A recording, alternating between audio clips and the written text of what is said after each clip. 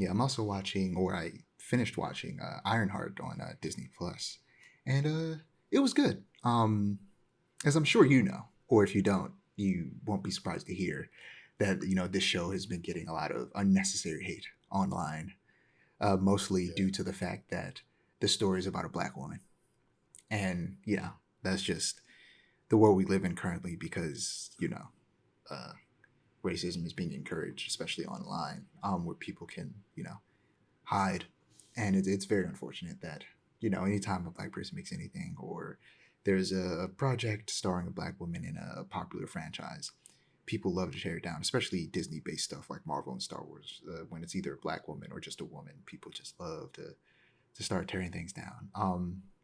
I do Yeah. think that for me, it puts me in a very difficult situation because was it I feel like a similar show would be the Obi-Wan show that came out a year or so ago, Mhm. where one of the leads was a black woman. She was one of the main villains, one of Yeah. the Inquisitors, and she was just getting a lot of hate, and it put me in a very weird situation, and it's happened multiple times where I don't like something, but it's not because of the stupid racist reasons other people have, but I tend to just either kind of try to broach it carefully about talking about what I dislike about it, or I just don't talk about it because it's not worth adding to the discourse.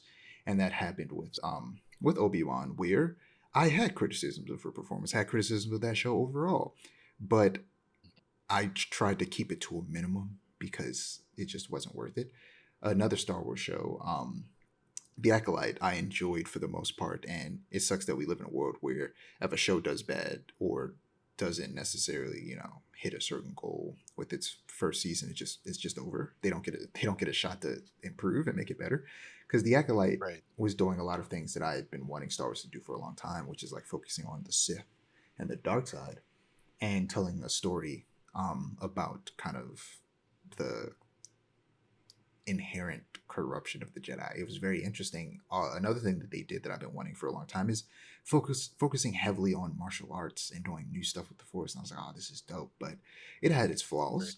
And another show starring black women, and it just got an overwhelming amount of hate because of that. And Ironheart is being added to that long list of shows on Disney Plus getting hate because it's starring a woman. Same thing with the Marvels, which was a movie I was in theaters that I went to go see, and another whatever movie, but starring three women, one white, one black, one South Asian, and also got And hate, directed by a black and woman. directed by a black woman exactly, and Ironheart also directed by a black woman over some of the episodes, and uh, produced by Ryan Coogler, and it already wasn't getting the like advertised properly. They started advertising it like last minute and started throwing Ryan Coogler's name on it like a last minute, and it was wild how last minute all the advertising for this show was. Yeah. And Like, the show's good, but it isn't like spectacular. Um, and something that I think always happens with these situations is something that I get, but like I can't necessarily disagree with it, but I also don't agree with it, which is overcompensating for the hate and pretending like something's like a little bit better than it actually is for the sake of yeah. balancing out the racism and the hate and kind of trying to give those people the love that they deserve for the hard work that they put in, which like I said I can never hate on that because it feels necessary. But if I'm being Right. honest, I think a lot of the praise for this show, it's a little performative, a little Yes. overplayed, a little extra for the sake of the hate that's happening. And it's understandable why that's Right. happening, and I'll never blame people for doing that. The show is worth the watch, but I wouldn't say you're missing out on much if you don't watch it either. Okay. Yeah. It's not a show I would necessarily run around going like, you gotta watch Ironheart. I'd be like, if you want to. Right. Like, if yeah. 'Cause I've been out of the MCU for a bit now, but with the it's a cycle that happens. Yeah, like everything you're saying, whether it's the Marvels, whether it's Ironheart.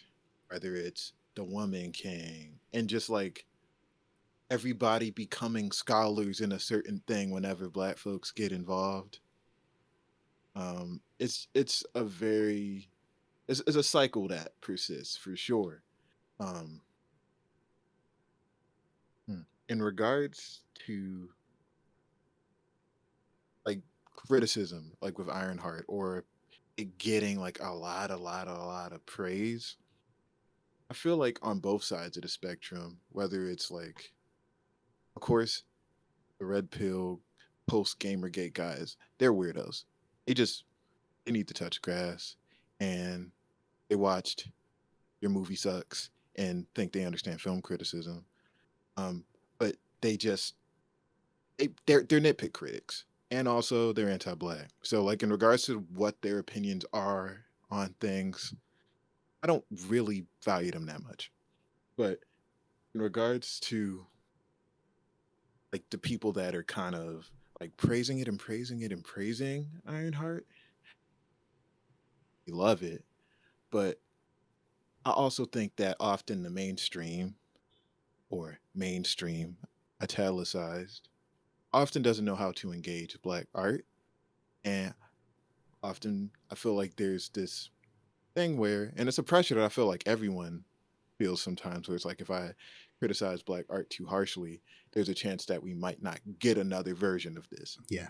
So it's almost like you have this pressure to uphold it and make sure that it has a chance to survive, because I mean, Moon Girl just got canceled, Yep. and like like in general, black women superhero stories just don't get that big of a platform. They just don't. The Like unfortunate truth is, Miles it's was in, just there's just not a lot of them.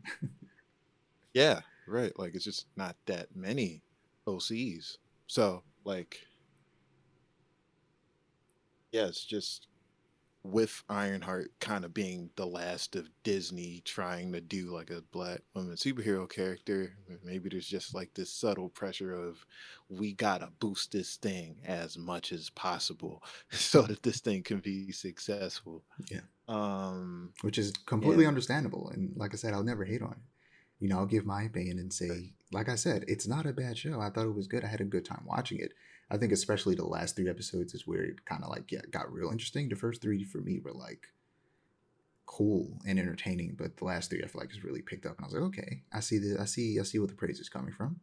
And like, yeah, I get the kind of just overwhelming, like we've gotta like make sure people know that we like this so that we get more of it. right. Yeah, like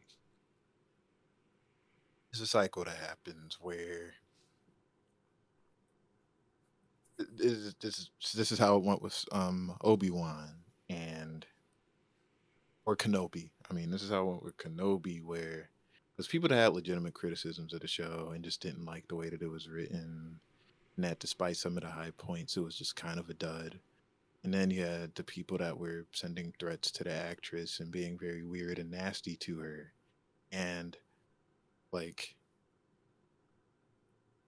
and then people were responding saying that like the folks that were going after her were wrong, and they Right. definitely were Like terrible you can in have the way that they went criticism after. for someone and just not resort to that. And those people, it wasn't about criticism, like you said. It was they're racist. It was just the hatred in their hearts. They weren't. Their goal wasn't to have meaningful criticism. It was to just be a hater. Exactly. And I feel like we're kind of in a Gamergate 2.0 stage of media consumption right now, where I feel like media literacy is kind of at an all-time low to an extent. And people just do not know how to engage art with black folks in it or black women in it. And it's just a very interesting Yeah. space right It's now. also a two-way street Um, where it's a combination of because people don't know how to engage with black art and because of the racism that also there's the other side of it where people get then judged too harshly when they do have criticism for black art, even when it's valid and not racist. Even though that doesn't happen often, I want to make that very clear. It doesn't. It doesn't happen that often, but occasionally it does.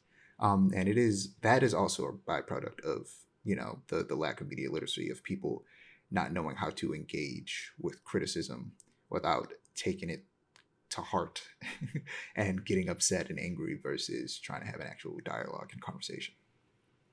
Right. Yeah. And I feel like, especially with the next topic we're going to get into, internet has just been very weird in regards to film Mhm. criticism. And I feel like there needs to be, I don't want to say an exodus, but there needs to be a moment where people that like genuinely love film and love superhero culture and nerd culture and uh anti-black backwash, it needs to be a moment where we separate them from the film community or separate them from people who have legitimate criticisms of the art and want to get to understand the art, because I feel like whether it's the YouTube space or the online space in general, it's become populated by go woke, go broke, anti SJW content creators who make the same video with the same thumbnails every day. Yeah, And it's it's affected film criticism. And it's very interesting when there's glitches in the matrix sometimes and people don't know how to respond, which is what happened with Sinners. Because like a lot of that like anti SJW mill, they didn't know what to say to it. Um, it's just, I feel like there needs to be a moment where the nerds in every subculture need to be like, okay, what is up with us? What is up with this anti-otherness? for sure, Like, especially in these universes that are all about the other, exactly. which is insane.